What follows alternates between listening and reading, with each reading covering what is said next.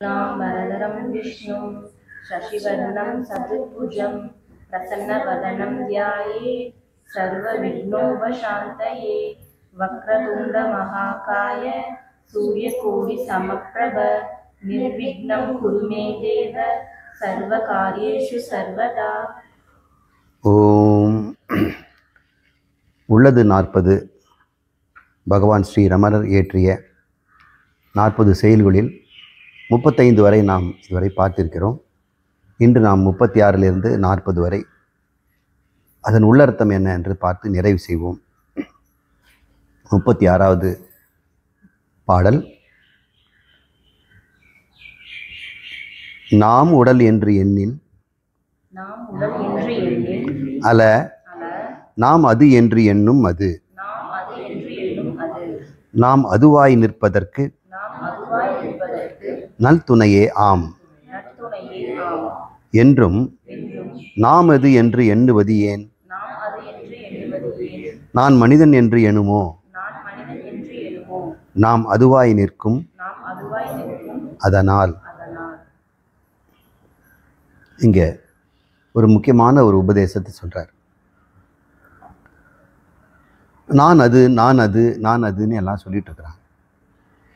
இந்த வேத மந்திரம் ஆகிய அகம் பிரம்மாஸ்மி அகம் பிரம்மாஸ்மி அப்படிங்கிறது ஒரு ஜப மந்திரம்னு நினச்சிக்கிட்டு நிறைய பேர் நான் பிரம்மமாக இருக்கிறேன் நான் பிரம்மமாக இருக்கிறேன் அப்படின்னு சொல்லிக்கிட்டு இருக்கிறாங்க. நிறைய பேர் சொல்லுவாங்க, குரு சுவாமி நான் பிரம்மம்னு நான் புரிஞ்சுக்கிட்டேன், நீங்கள் சொன்னீங்க, நான் இரண்டற்ற ஒரு பொருளாகிய அந்த தத்துவ ஞானார்த்த தரிசனமாகிய பிரம்மத்தை நான் விளங்கி கொண்டேன். என்னிடம் ஆத்மா வேறு பிரம்மம் வேறுங்கிற பிளவுபாடுன்ற அர்த்தம் நீங்கிவிட்டது, பிரம்மமும் ஆத்மா ஒன்று என்று தெரிந்து கொண்டேன் அப்படின்லாம் சொல்கிறாங்க. இருந்தாலும் நான் பிரம்மங்கிறத மறந்து போயிட்டு நான் மனிதனாக வாழ்ந்துடுறேனே, மனிதனுக்கு இருக்கக்கூடிய இயல்பான ராகத்வேஷங்கள் என்னிடம் முளைச்சிடுதே, மனதில் இருக்கக்கூடிய ராகத்வேஷங்களை என்னால் ஒழிக்க முடியலையே, பிரம்மத்துக்கு ராகமும் இல்லை துவேஷம் இல்லை, இதுக்கு என்ன பண்ணுறது? நான் பிரம்மம் நான் கடவுள்னு சொல்லி கொடுத்த உபதேசத்தை நான் ஜபம் பண்ணலாமா ஒரு நாளைக்கு? சில குருநாதர் அப்படி சொன்னாலும் சொல்லுவாங்க, நீங்கள் இப்படி ஜபம் பண்ணுங்க அப்படின்னு. அதுக்கு பகவான் சொல்கிறாரு, நான் உடல் அல்ல நான் மனம் அல்ல அப்படின்னு சொல்லிக்கிட்டு இருந்தால் அது உதவத்தான் செய்யும் அப்படி சொல்கிறார். அது உதவும் அப்படிங்கிறார். நான் உடல் என்று எண்ணின் அல நாம் அது என்று எண்ணும் அது நாம் அதுவாய் நிற்பதற்கு நல் துணையே அப்படிங்கிறார். ஆரம்பத்தில் குரு சொல்கிறாரு, இந்த உடம்பு நீ இல்லைப்பா அப்படிங்கிறார். சுவாமி அது எப்படி நான் உடம்பு இல்லைன்னா நான் யார் அப்படின்னு கேட்குறாரு. அப்போது அவர் விளக்குறாரு, நீ உடம்பு இல்லைங்கிறதுக்கு நிறைய ஆதாரம் தரேன், அப்போ நீ ஒத்துக்குவியா? நான் ஒத்துக்கிறேன் சாமி. நான் என்பது அறிவுள்ள பொருளா அறிவற்ற பொருளா அப்படின்னு கேட்குறாரு. அதாவது நீ உனக்கு அறிவு இருக்கா இல்லையா அப்படின்னு ஒரு கேட்டார்னு கேள்வி. அவர் என்ன சொல்வார், அறிவு இருக்குது சுவாமி, ஆனால் நீங்கள் சொல்கிற அறிவெல்லாம் இல்லை, ஆனால் அறிவுடையவன் நான், அறிவற்ற ஜடம் அல்ல. இப்போ நான் உடம்புன்னு சொன்னியே, நான் என்பது அறிவுடையதுன்னு சொன்னால் உடம்புக்கு அறிவு இருக்கணும் இல்லை?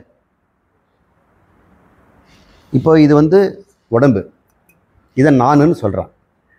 அவன் நானுங்கிறது என்ன பதில் சொன்னான்? நீ அறிவுடையவனா அறிவற்றவனான்னு கேட்குறான். கேட்கும்போது குருக்கு என்ன பதில் சொல்கிறான்? நான் அறிவை உடையவன் இல்லை, அறிவே தான் நான். அறிவு உடையவன்னா பேனா எனக்கிட்ட இருக்குது, பேனா உடையவன், செருப்பு உடையவன், வீடு உடையவன், செல்வம் உடையவன். இப்போ நான் வேறு அது வேறு ஆகிடும். அப்போ அறிவுடையவன் சொன்னால் என்ன அர்த்தம்? யாரோ ஒருத்தர் நீ இருக்கிற, உங்ககிட்ட அறிவு கொஞ்சம் ஒட்டிகிட்டு இருக்குது, அப்படி ஆகிடுது. இப்போ சில பேர் சொல்ல, எனக்கு எலக்ட்ரானிக் அறிவுடையவன், எனக்கு டிவி மெக்கானிசம் அறிவுடையவன்னா அது அர்த்தம் இருக்குது. அப்போ நீ யாரோ ஒருத்தன் உள்ள அறிவு இருக்குது, அவங்ககிட்ட வேற ஒரு அறிவை நீ ஒட்ட வச்சிருக்கிற. இப்போ 2 அறிவு இருக்குது. ஒன்று உன்னுடைய இயல்பு அறிவு, இயலாகவே நீ பிறக்கும் போதே கிடைத்த அறிவு, அது மேலே நீ நிறைச்சி வச்சிருக்கிற. அது செயல் அறிவு, நீ என்னென்ன செய்துட்டு இருக்க அதை அறிஞ்சு வச்சிருக்கிற. அது புத்தகம் படித்து அறிஞ்சிருக்கலாம், கேட்டு தெரிஞ்சு வச்சிருக்கலாம். அது பிரமாண ஜன்ய அறிவு. எது? பிரமாண ஜன்ய அறிவு. பிரமாணம்னா கண் மூக்கு காதுங்கிற பிரமாணம் மூலம் பெற்ற அறிவு, அல்லது யாராவது சொல்லு கேட்டு இந்த பழச்சிக்கப்பா இதெல்லாம் பண்ணிக்க, இப்படி தான் பிஸ்னஸ் பண்ணணும், இப்படி தான் ஷீட்டை தயார் பண்ணணும், இது தான் இந்த மெக்கானிசம் இப்படி தான் தைக்கணும், இப்படி தான் செய்யணும்னு சொல்லி கொடுக்குறாங்க பாருங்கள். அதெல்லாம் பிரமாண ஜன்னிய அறிவு. அறிவுங்கிறதெல்லாம் நமக்கு பிரமாண ஜன்னிய அறிவு தான் அறிவுங்கிறோம். ஆனால் பிரமாணம் அறிவதற்கு, பிரமாணத்தில் வருகின்ற அறிவை அறிவதற்கு ஒரு அறிவு இருக்கணும் இல்லை? அது எந்த பிரமாணத்தில் அறிஞ்ச? உன் அறிவை எந்த பிரமாணத்தில் அறிஞ்ச? அதுக்கு அறிவு பிரமாணமே தேவையில்லை, அது அப்பிரமேயம் அப்படின்னு சொல்கிறோம். இதை கொஞ்சம் இப்போ புரிஞ்சுக்குவோம். இது பானை அப்படின்னு குழந்தைக்கு நான் முதல்ல சொல்லி கொடுக்குறேன். அந்த பானையை அது வந்து கண்ணால் பார்க்குது. அது குட்டி பாப்பா, அது பானை பானை அப்படின்னு அதுலேருந்து ஒரு 2 நேரத்துக்கு ஒரு நாளெல்லாம் பானைன்னு சொல்லிகிட்டு இருக்கோம். எது கேட்டாலும் பானை அப்படின்னா இதுதானே குழந்தைங்க புத்தி. இது பானைன்னு கண்டுபிடிச்சிடுச்சு. அப்புறம் அது தொட்டு பார்க்குது. அப்புறம் கீழே போட்டு விழும்போது அம்மா சொல்கிறாங்க இது உடஞ்சிடும் அப்படின்னு சொல்கிறாங்க. இதெல்லாம் இது கற்றுக்குச்சு. அது கற்றுக்கிறதுக்கு முன்னாடி இந்த அறிவு இல்லாமல் இருக்கின்ற ஒரு அறிவு இருந்தது. இது பிரமாணத்தினால் பெறக்கூடிய அறிவை பெறக்கூடிய ஒன்று இருக்குது இல்லையா? ஒரு அறிவு இருக்குது. அப்போ 2 அறிவை நம்ம இப்போ பிரிச்சுக்கணும். குழந்தைகிட்ட பிரமாணத்தால் பெற்ற ஒரு அறிவு இருக்குது. இப்போ இது பானை, இது உடஞ்சிடும், இது உருட்டி விளையாடினா அம்மா திட்டுவாங்க, அம்மா போன பிறகு உருட்டி விளையாடுவோம், உடஞ்சாக்க அப்புறம் சொல்லிக்கலாம், இதெல்லாம் அது இருக்குது இல்லையா?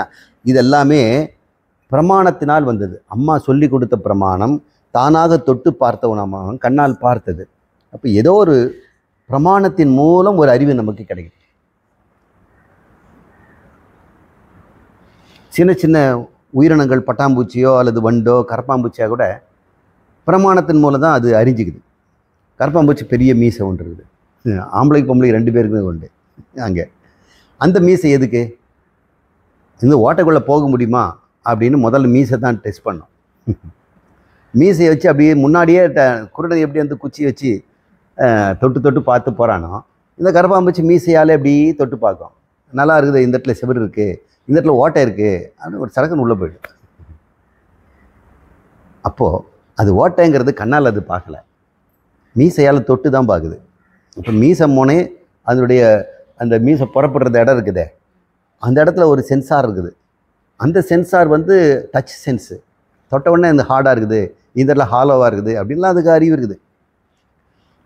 கரப்பாம்பூச்சி கூட பிரமாண ஜன்ய அறிவு இருக்குது. ஜன்யம்னா பிறத்தல், பிரமாணத்தின் மூலம் உண்டான அறிவு.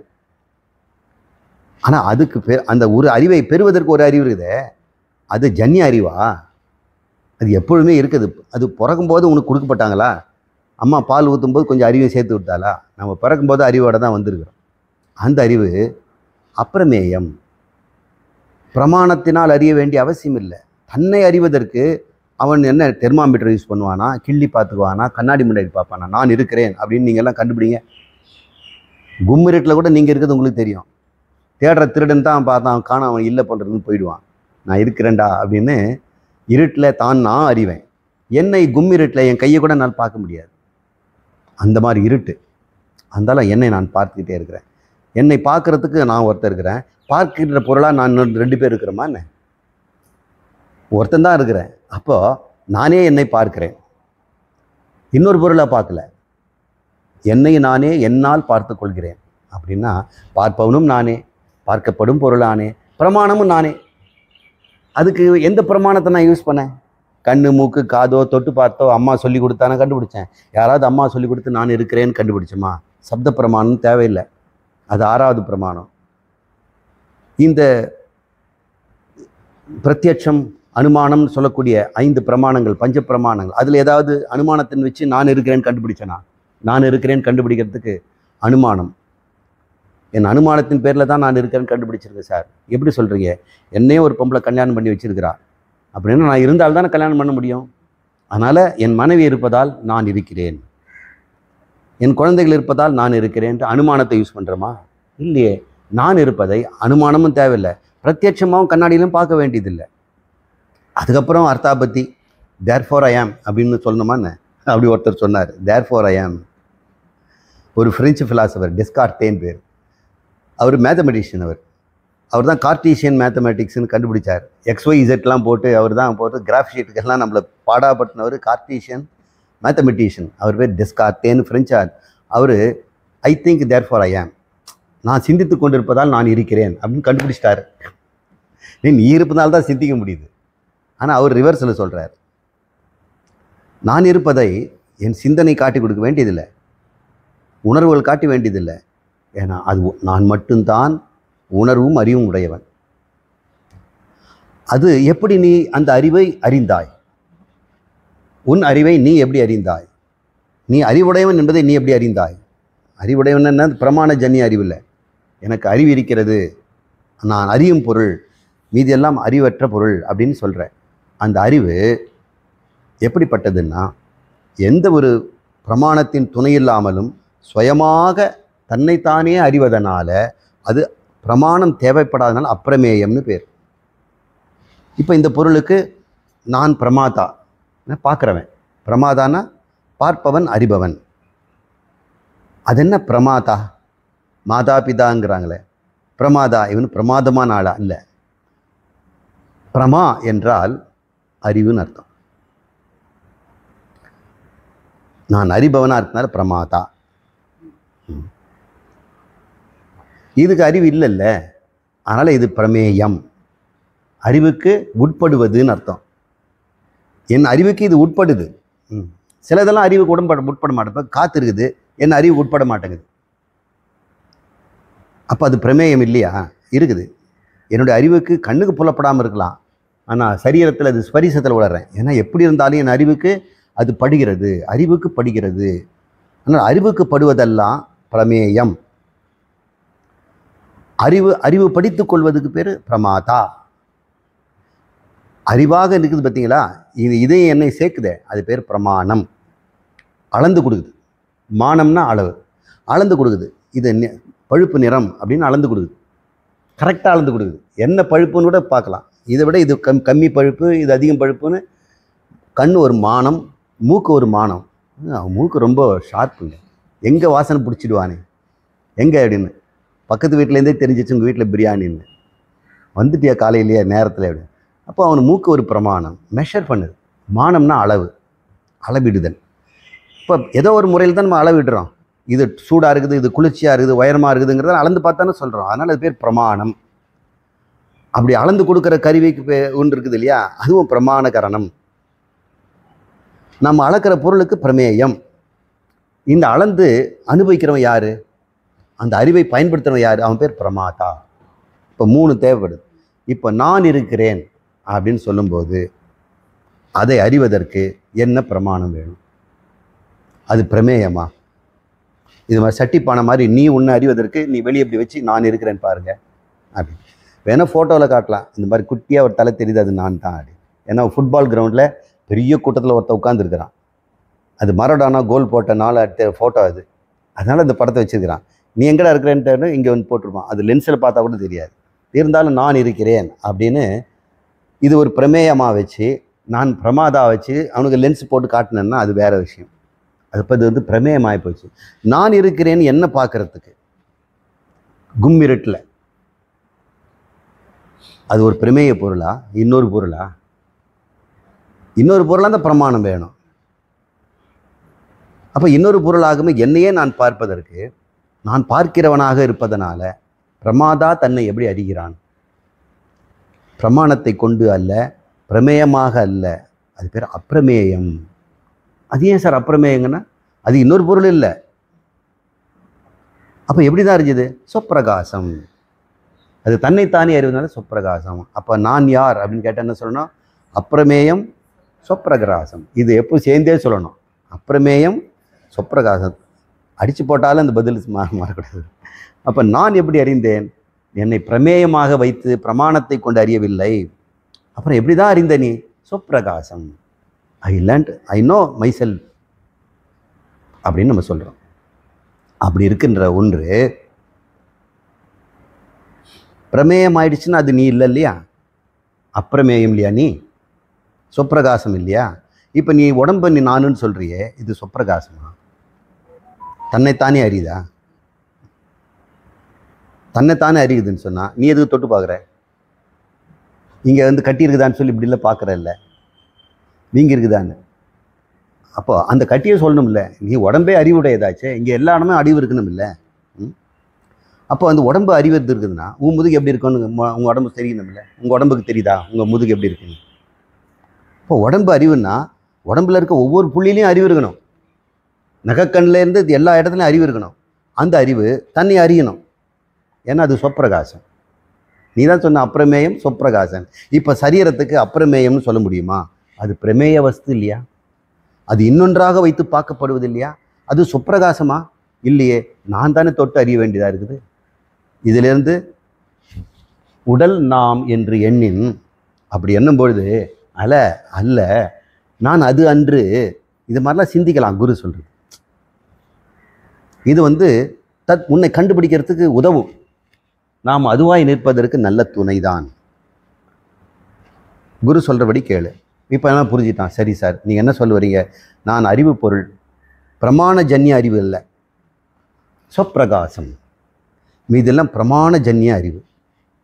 இப்போ என்கிட்ட ரெண்டு இருக்குது. சொப்பிரகாசமான ஒரு நான் இருக்கிறேன், அதை கொண்டு பிரமாண ஜன்ய அறிவை வளர்த்து கொள்கிறேன். அந்த பிரமாண ஜன்ய அறிவு எங்கே இருக்குதுன்னு சொன்னால் புத்தியில் இருக்குது. அந்த புத்தியில் இருக்கிறதெல்லாம் நான் பார்க்கிறேன். ஏன்னா என் புத்தியில் என்னென்ன இருக்குதுன்னு எனக்கு தெரியுது. என் புத்தியில் சிலதெல்லாம் இல்லை, ஆனால் வெளியே சொல்ல மாட்டேன். எனக்கு தெரியும்னு தான் தலையாட்டிகிட்டு இருப்பேன். ஆனால் எனக்கு நல்லா தெரியும், எனக்கு அந்த சப்ஜெக்ட் தெரியாது. தெரியுமே அப்படின்னு சொல்லுவாங்க. அப்புறம் என்ன பண்ணணும்? அதான் தெரியாதுங்க. அப்புறம் தண்ணியை ஊற்று கிண்டணும், அடுப்பில் வைக்கணும். அது தெரியுமே. ஏன் சிரிக்கிறீங்க? உங்களுக்கு தெரியுமா அந்த ஜோக்கு? என்னங்க? ஆமாம், அந்த மாதிரி நமக்கு தெரியும் நம்ம புத்தியில் எங்கே இருட்டு இருக்குது, எங்கே வெளிச்சம் இருக்குது. அப்போ புத்தி ஒரு பிரமேயமாயிடுச்சு இல்லை, பூமி பிரமேயமாயிடுச்சு இல்லையா? அப்போ அந்த பிரமேயமான புத்தியை நீங்கள் அறிஞ்சிங்க இல்லையா? எப்படி அறிஞ்சிங்க? அது என்ன பிரமாணம்? அது அபரோட்சம்னு பேர். அந்த மாதிரி பிரமாணமே இல்லாமல் நீங்கள் நேரடியாக அது அறிகிறீங்க பேர், அது அபரோட்சம். மீதி எல்லாமே பரோட்ச ஜன்ய ஞானம். இப்போ நம்மக்கிட்ட பரோட்ச ஜன்யமான ஞான நாலேஜெல்லாம் புத்தியில் இருக்குது. புத்தியில் இருக்கிறதெல்லாம் நான் எப்படி அறிகிறேன்? அபரோட்சமாக அறிகிறேன். புத்தியே நான் அபரோட்சமாக அறிகிறேன்னா என்ன நான் எப்படி அறிவேன்? அது நித்திய அபரோட்சம், எப்பொழுதுமே அபரோட்சம் தான். அகம் நித்திய அபரோட்சம். ஏன்? சொப்பிரகாசம், சுயமாக இருப்பதனால. எது ஒன்று சுயமாக தன்னை அறிந்து கொண்டே இருக்குதோ அது நித்தியம் அறிந்து கொண்டதாக இருக்குது. எப்படி அறிந்ததாக? பிரமாணத்தினால் அல்ல, அப்பிரமேயமாக, சொப்பிரகாசமாக, அபரோட்சமாக. இந்த 3 வார்த்தை இன்னைக்கு எல்லாருக்கும் புரிஞ்சிடணும், கலங்கவே கூடாது. அப்பிரமேயம், சொப்பிரகாசம், அபரோட்சம். இந்த 3மே நான் என்பதற்கு அறிகுறி. இப்போ சொல்லு, உடம்பு சொப்பிரகாசமா, அப்பிரமேயமா, அபரோட்சமா? இந்த உடம்பு ஏதாவது அபரோட்சமாக அறியுதா? ஏதாவது ஒரு பரோட்சமாக தொட்டு தானே பார்க்குது. பிரத்யட்சம் பரோட்சமாக தானே பார்க்குது. தன்னைத்தானே அறியுதா? அபரோட்சமாக அறிஞ்சுதா? இல்லை. அதனால் இந்த 3 டெஃபினேஷன் யாருக்கு உண்டோ அவன்தான் நீ. இங்கே சொல்லு, நான் கொடுக்குற 5 அடுக்கு சொல்கிறேன். உங்ககிட்ட இருக்கிற பொருள் வெங்காயம் மாதிரி இருக்குது, 5 அடுக்கு. அன்னமய கோஷங்கிற சரீரம் அம்மா அப்பா உணவில் கொடுத்தது, அது இந்த 3 டெஃபினேஷன் அடங்குமா? அப்பிரமேயம்னு சொல்ல முடியுமா? அது பிரமேயமாயிடுச்சு. நீ தான் பார்க்குறல்ல, உன்னால் பார்க்கப்படும் பொருள் அது பிரமாதாவா, சொப்பிரகாசமா? இல்லையா? இதுதான் திருஷ்ய விவேகம்னு சொல்லுவாங்க. பிரமேயமாக இருக்கிறதெல்லாம் திருஷ்யம், பிரமாதா தான் திருக்கு. இப்போ பிரமாதா யாருன்னு கண்டுபிடிக்க போகிறோம். இப்போ பிரமேயம் எதுன்னு கண்டுபிடிச்சிட்டோம்னா பிரமாதா மிச்சம் இருப்பான். இந்த மெத்தட் உனக்கு நல்லது அப்படின்னு சொல்கிறார். ஆனால் இப்போ அந்த கதைக்கு நம்ம போக வேண்டாம். இந்த உடம்பு நான் அல்ல, பிராணன் நான் அல்ல, மனம் நான் அல்ல, புத்தி நான் அல்ல, அந்த ஆனந்தமய கோஷம் அஜ்ஞானமும் நான் அல்ல. அஜ்ஞானம் கூட நான் அல்ல. அஜ்ஞானம் இருக்கிற இடமே வேறு, என்கிட்ட இல்லை. ஆத்மாவில் எங்கே இருக்குது? அஜ்ஞானம் எங்கே இருக்கும்? ஒரு பொருளுக்கு அறிவு இல்லைன்னா முதல்ல அதுக்கு அறிவு இருந்தால் தான் அறிவு இல்லைன்னு சொல்ல முடியும். ஒரு பொருளுக்கு அறிவு இல்லைங்க அப்படின்னு, சார் இந்த பானைக்கு அறிவே கிடையாதுன்னு யாராவது சொல்லுவாங்களா? ஒரு டீச்சர் வந்து இந்த பானைக்கு அறிவு இல்லை அப்படின்னு, உங்களுக்கு தான் அறிவு இல்லை.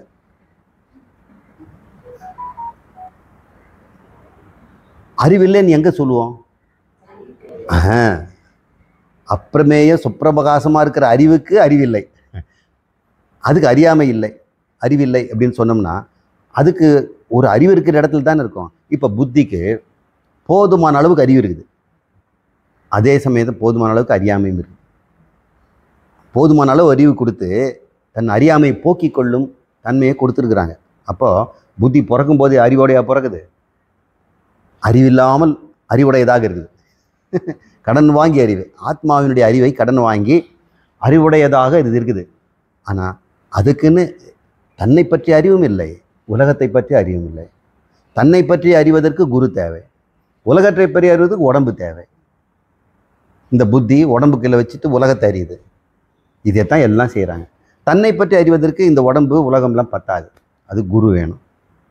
அவர் குரு வந்து இந்த புத்தியில் அறியாமை நீக்கின பிறகு அறிவும் அறியாமையும் இருக்கின்ற புத்தி இப்பொழுது துலங்கி அறிவாமை நீங்கி முற்றறிவாகி தன்னையும் அறிந்து கொண்டு இருக்குது. இப்படியெல்லாம் நம்ம நிறைய வேதாந்த கிளாஸில் படிச்சிருக்கிறோம். இப்போ இந்த பாட்டில் நம்ம என்ன அவர் சொல்ல வர்றாருன்னா, மகனே நீ அறிவுடைய வஸ்து, நீ பிரமாணஜன்ய அறிவில்லை, பிரமாணத்தை பயன்படுத்த பிரமாதா, அப்பிரமேயம் சொப்பிரகாசம், அப்படிப்பட்ட ஒரு சுயமாக சுயஞ்சோதியாக அணையா விளக்காக கண் துஞ்சாமல் எப்பொழுதும் விழித்து கொண்டிருக்கின்ற ஆத்மா நீ. நீ கனவுலையும் நீ பிழிச்சு கொண்டிருக்கிற, நனவுலையும் விழிச்சுக்கிட்ட, ஆழ்ந்த தூக்கத்திலையும் விழிச்சுக்கிட்டு இருக்கிற. ஏன்னா நான் இல்லைன்னு யாரும் தூக்கத்தில் நான் இல்லாமல் போயிட்டேன்னு யாரும் சொல்கிறதில்ல. அப்போ இல்லாமல் போயிட்டேன்னு சொன்னான்னு வைங்க, அவன் போனது உனக்கு எப்படி தெரியும்? நாங்கள் தூக்கத்தில் இல்லை அப்படின்னு சொன்னோம்னா நீ இல்லைங்கிறது உனக்கு எப்படி தெரியும்? நான் தூக்கத்தில் இருந்து தான் பார்த்தேன் சார், நான் இல்லை. இப்போ நீ தூக்கத்தில் இருக்கிற இல்லை, இல்லைன்னு சொல்வதுக்கு நீ இருந்தாகணும். நாம் எல்லா நேரத்துக்கும் இருந்து கொண்டு இருக்கிறோம். ஆழ்ந்த தூங்குறது யார்? ஆத்மா தூங்கலை, நான் தூங்கலைன்னு சொல்கிறான். நான் தூங்குறத நான் அறிந்து கொண்டிருந்தேன். அப்போ தூங்குறது யார்? அகந்தை தான் தூங்குது. அகந்தை எங்கே இருக்குது? புத்தியில் இருக்குது. புத்தி ஓஞ்சிருச்சு, ஒரு நாளெல்லாம் பட்ட பாடு தாங்காமல் இது நைட்டு ஏதோ ஒன்று சாப்பிட்டுட்டு அது அப்படியே சுருங்கி உள்ளே கிடக்குது. அது தூக்கங்கிறோம். அவங்ககிட்ட தான் அறியாமை அறிவெல்லாம் இருக்குது. அவன் தான் பிரமாதா மாதிரி ஆக்ட் பண்ணிட்டு இருந்தான். உண்மையிலேயே அவனை அறிகின்ற நான் சுயப்பிரகாசம், நான் தான் உண்மையான பிரமாதா. அந்த ஆத்மா தான் பிரம்மம் அப்படின்னு கற்றுப்பிடிச்சில்ல. அப்படி அறிஞ்ச பிறகு சுவாமி நான் உடம்பல்ல, பிராணன் அல்ல, மனம் அல்ல, புத்தி அல்ல, இந்த ஆனந்தமய கோஷம் சொல்கிற அறியாமை உடைய இந்த புத்தியினுடைய கார்னர் ஒன்று இருக்குதே, அறிவை ஜனியம் பண்ணுற அந்த இடத்துல இருக்கக்கூடிய இருட்டும் நான் அல்ல, இத்தனையும் நான் அறிஞ்சு கொண்டேன். அப்புறம் மீதி இருக்கின்ற அந்த அப்பிரமேயம் சுப்பிரகாசத்தை நான் இன்னும் புரிஞ்சுக்கிட்டேன். அப்புறம் நீங்கள் சொன்னீங்க அதுதாண்டா எல்லாருக்கும் ஒன்றாக இருக்கின்ற இரண்டற்ற அத்வைதமான பிரம்மம் கடவுள் என்று சொன்னீங்க. எல்லாம் புரிஞ்சுது சாமி. ஆனாலும் நான் மறுபடியும் இந்த பிரமேய வஸ்துவாகிய சரீரத்தை நானுன்னு சொல்கிறேனே, சரீரத்தில் அடிபட்டுதுன்னா அப்படியே வருத்தப்படுறேனே, மனசை யாராவது புண்படுத்திட்டான்னா அழுன்னு அழறனே, என் புத்தியில் இதெல்லாம் இல்லையேன்னு சொல்லி நான் கஷ்டப்படுறேனே, எனக்கு தூக்கம் வரலையே, ஆனந்தம் இல்லையேன்னு நான் துன்பப்படுறேனே, இதெல்லாம் நான் அல்லாத பொருள் மீது நடக்கின்ற நிகழ்ச்சிகள் அல்லவா? இந்த சரீரத்தில் ஏதோ நடக்குது, இந்த மனசில் ஏதோ நடக்குது, அது என் சரீரம்ன்றதான் எனக்குன்னு சொல்ல முடியுது. இப்படி பார்த்தா நான் உலகத்தில் எத்தனையோ கோடி சரீரங்கள் இருக்குது, அந்த சரீரத்தில் என்னென்னோ நடக்குது. எத்தனையோ மக்கள் இருக்கான், அவங்க மனசில் என்னவோ நடக்குது, எத்தனையோ பிராணனில் நடக்குது. ஆனால் ஒரு சரீரத்தை, ஒரு பிராணனை, ஒரு மனதை நானுன்னு சொல்கிறேனே, அதுக்கு எனக்கு எப்போங்க சம்பந்தம் வந்தது? இதெல்லாம் கேள்விக்கெல்லாம் பதிலெல்லாம் முடிஞ்சு போச்சு. சம்பந்தமே இல்லை, நீ தான் சம்மந்தப்படுத்திருக்கிற. நீ ஒரு சரீரத்தோடு சம்மந்தப்படுத்தி வச்சிருக்கிற. யார் உன்னை கேட்டாங்க? இந்த மண் இந்த ஒரு பானையோட சம்மந்தப்படுத்தி நான் பானைன்னு சொன்னான்னு அர்த்தம். அதே மண் தானே இதில் இருக்குது. அப்போ இது என்ன சொல்லுது? இது மட்டும்தான் நான், இது யார் பெத்த பையனை என்கிட்ட தான் நிற்க வைக்கிறீங்க அப்படின்னு அது சொல்லும். அப்பா நானும் நீங்கள் ஒன்றுன்னு இவன் சொல்கிறான். எப்படா சொல்கிற? நீ வேற நான் வேறங்கிறான். பானைகள் வேறு வேறு, மண் ஒன்று தானே. இப்போ நாம் என்ன புரிஞ்சிட்டு இருக்கிறோம்? இப்போது ஒரு சரீரத்தை நானுன்னு சொல்கிறோம். அந்த அளவற்ற எங்கும் வியாபித்திருக்கின்ற விபுவாகிய அந்த ஆத்மாவை அறியாமையினால் ஒரு உடம்புக்குள்ளே அடக்கிட்டமே, ஒரு மனசுக்குள்ளே சுருக்கிட்டமே. ஒரு ஆசைக்குள்ளே அடிச்சிட்டுமே, ஒரு சின்ன அல்பாசைக்காக இந்த ஆத்மா கதறி கதறி அழுது. ஒரு குழந்தைங்க அழும்போதெல்லாம் கேட்கும்போது, எனக்கு கொடுங்களம்மா, அவன் என்ன நேரமே சாக்லேட் கேட்டுருக்கான், கொடுக்க சொல்கிறீங்களா அப்படின்னு. அதை கொடுத்து தான் தொலையான்னு. அவன் அதை வேற தவிர தின்னவே மாட்டேங்கிறானே அப்படின்னு. இப்போ நம்ம நினச்சி பாருங்கள், அந்த குழந்தைய நாம தானே இருந்தோம். எங்கும் வியாபித்த எல்லாம் உடைய அந்த ஆத்மாவை ஒரு சாக்லேட் அளவுக்கு அழும்படி செய்துட்டோமே. நான் சாக்லேட்டுன்னு சில சமயத்தில் குழந்தைகளுக்கு சொல்கிறேன், பெரியவங்களுக்கு நீங்கள் நினச்சி பாருங்கள் அவங்க எதுக்கெல்லாம் அழுகிறாங்கன்னு. குழந்தை சாக்லேட் அழுதா கூட நியாயமாக தெரியுது. ஆனால் பெரியவங்க சில விஷயத்துக்கு அழறதெல்லாம் பார்க்கும் பொழுது இது குழந்தைத்தனத்துக்கும் வெகு மூட தான் இருக்குது அப்படின்னு நம்ம நினைக்கிறோம். எல்லாமே தன்னை அறியாதது தானே. தன்னை பிரம்மம்னு அறிஞ்சாச்சு. இருந்தாலும் பழக்க தோஷத்தினால அனாதி காலத்திலிருந்து வளர்த்து விட்ட பழக்கம் இது. சரீரம் நான் எல்லாரும் சொல்கிறாங்க. இன்றைக்கி நீங்கள் புதுசாக நான் சரியில்லைன்னு சொன்னால் கூட கடங்காரம் விட மாட்டேங்கிறானே. என் சரீரத்தை கூப்பிட்டு தானே போகிறான். இதை பாட்டு தான் திட்டிகிட்டு இருக்கிறான். என் மனசை தான் அவன் கொல்றான். இப்போது நான் எனதுங்கிறத இந்த உடம்புலேருந்து நீக்கிறது ரொம்ப கஷ்டமாக இருக்குது. அதுக்கு என்ன பண்ணலாம்? நான் பிரம்மம், நான் பிரம்மம், நான் பிரம்மம்னு நான் தவம் பண்ணட்டுமா சுவாமின்னு கேட்குறான். முட்டாளே, அவர் சொல்கிறார், நான் மனிதன் என்று எண்ணுவாயா அப்படின்னு கேட்டார்.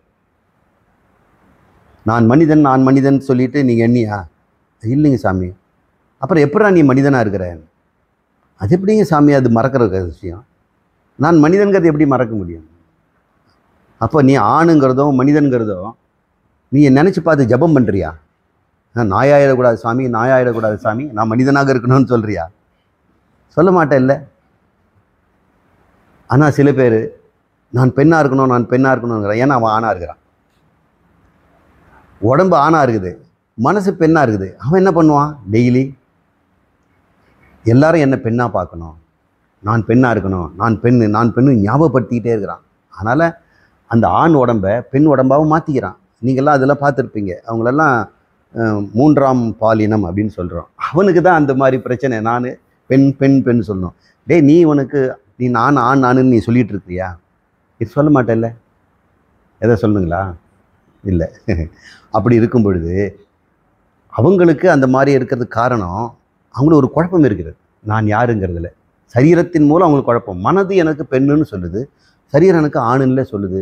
இதில் நான் உறுதிப்படுத்தணும்? என் மனமே நீ பெண், ஞாபகம் வச்சுக்கோ. இந்த உடம்பு பெண்ணாக தான் இருக்கணும் அப்படின்னு ஆணாக நான் இருந்துக்கூடாதே அப்படின்னு ஜாக்கிரதையாக இருக்கிறான். அந்த மாதிரி நீ ஆணாக இருப்பதற்கு முயற்சி பண்ணுறியா? அது ஜபம் பண்ணிகிட்டு இருக்கிறியா? இல்லை. அதுபோல் நீ பிரம்மம்னு தெரிஞ்ச பிறகு நான் பிரம்மம்னு ஜபம் பண்ணால் அதுக்கு என்னடா அர்த்தம்? அப்போ நீ ஆண் உடம்பில் இருக்கிற பெண்ணாக இருந்துட்டு நான் ஆணாயிடக்கூடாதுன்னு சொல்லி ஒரு பாதுகாப்பான ஒரு வாழ்க்கையை வாழறாங்க. அவங்களுடைய உள்ளம் எப்படி இருக்கும்னு எனக்கு தெரியல. நீங்களாம் கற்பனை பண்ணி பாருங்கள். அவங்க தன்னை பெண்மையாக காட்டிக்கொள்வதற்கு எவ்வளவு சிரத்தை எடுக்கிறாங்க. அந்த மாதிரி நீ பிரம்மமாக இருந்துட்டு பிரம்மமாக இருக்கிறது என்ன சிரத்தை எடுக்கிற? நீ வேறையாக இருந்தீன்னா நீ அதை மாற்றுறதுக்கு முயற்சி பண்ணலாம். அந்த பெண் மாதிரி ஆணும் பெண்ணும் கலந்தவனாக இருந்தீன்னா உனக்கு பிராந்தினால் அதை மாற்றுறதுக்கு பண்ணலாம். உனக்கு என்னடா குறைச்சல்? நான் பிரம்மம்னு தெரிந்து கொண்ட பிறகு நான் மனிதனாகிடக்கூடாதே, நான் பிரம்மமாக இருக்கணுமேன்னு ஜபம் பண்ண வேண்டாம் அப்படின்னு சொல்கிறார். அவர் ரொம்ப சுலபமாக சொல்லிட்டு போயிட்டார். நம்ம கஷ்டம் நமக்கு தானே தெரியும். அவர் சொல்கிறார், இதை ஜபம் பண்ணுற விஷயம் இல்லைங்கிறார். இதை ஜபத்தினால் உண்டாகிறதும் கிடையாது, தெளிவான அறிவினால் உண்டாகணும். ஏன் அவங்களுக்கெல்லாம் அந்த தன்னை பெண்மையாக காட்டிக்கொள்ள தேவைப்படுதுன்னா உலகம் அவங்கள பெண்மையாக பார்க்க வேணும்னு இவங்க நினைக்கிறாங்க. ஏன்னா மனம் பெண்மையாக இருக்குது. அப்போ நீ உலகமெல்லாம் என்னை பிரம்மம்னு பார்க்கறதுக்காக நான் பிரம்மமாக நடந்துக்கணும் அப்படின்னு நீ முயற்சி பண்ணினா அது முட்டாள்தனம். அப்படி செய்யாதே. நீ பிரம்மம் என்பதற்கு நீ உறுதி செய்வதற்கு என்ன செய்யணும்? அது சொப்பிரகாசமாக இருக்குதே போதாதா? இது அப்பிரகாசமாக இருக்கின்ற அனுபாத்தின்னு சொல்கிறோம். இது ஸ்வயம்பாத்தி. இது சுயமாக அறிகிறது, ஸ்வயம்பாத்தி. இது அனுபாதி சர்வம். எல்லாமே என்னால் அறியப்படும் பொருளாக இருக்கும்போது அந்த அறியப்படும் பொருளை நீ விளங்கி கொண்ட பிறகு நீ அறியப்படும் பொருளிலிருந்து விலகி போய் சுயம் பிரகாசமாக இருக்கின்ற நானுங்கிறத ஜபம் பண்ண வேண்டாம். அது ஜபம் பண்ணுற பொருளும் இல்லை, நீ அதுதான் அப்படின்னு அவர் சொல்கிறார். அவர் சொல்கிறது நியாயமாக தான் இருக்குது. ஆனால் நம்முடைய நடைமுறையில் பார்க்கும்பொழுது கஷ்டமாக இருக்கு இல்லையா? அதனால வேதம் சொல்லுது நிதித்தியாசம் பண்ணு, நிஷ்டையில் இரு அப்படின்னு சொல்லுவார். நிஷ்டைன்னா என்ன? எப்படி நீ ஆணாக இருந்து வாழ்ந்துக்கிட்டு இருக்கிறல்ல, அது ஒரு நிஷ்டை தானே. அது இயல்பாயிடுச்சுல்ல. குழந்தையாக இருக்கும்போது நமக்கு ஆணா பெண்ணா தெரியறதில்ல. அப்புறம் பையனும்போது நல்லா ஆம்பளை பையன் சொல்கிறாங்க, ஆம்பளை பையன்லாம் அழக்கூடாதுங்கிறாங்க. அப்புறம் பெண்ணாக பிறந்தவொடனே இப்போ அது பெண்ணுன்னே தெரிய மாட்டேங்குது. நீ பெட்ட பிள்ளையாக இருக்கிற, நீ எது வீடு வாசல் தலைக்க வேண்டாமா? இவ்வளோ நேரம் தூங்கிட்டு இருக்கிறியே, 6 மணி ஆகிடுச்சு, நீ முகம் கழுவி நெத்திக்கிட்டுக்க வேண்டாமா?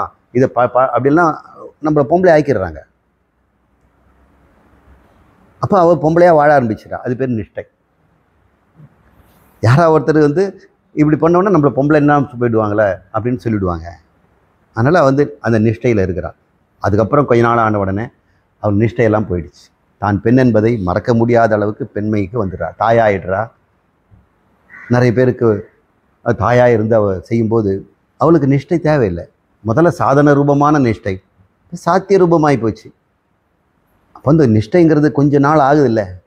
ஒரு பெண் குழந்தையாக வளர்க்குறதுக்கு சில சூழ்நிலைகள் தேவைப்படுது இல்லை. அதுபோல் நீ பிரம்மமாக இருப்பதற்கும் சில சூழ்நிலைகள் தேவைப்படுது. நீ இருக்கின்ற சூழ்நிலையில் ஒன்று சுட்டி காட்ட மாட்டேங்குது. இப்போ இந்த சூழ்நிலையெல்லாம் நீ பெண் குழந்தைன்னு சுட்டி காட்டுட்டு இருக்குது.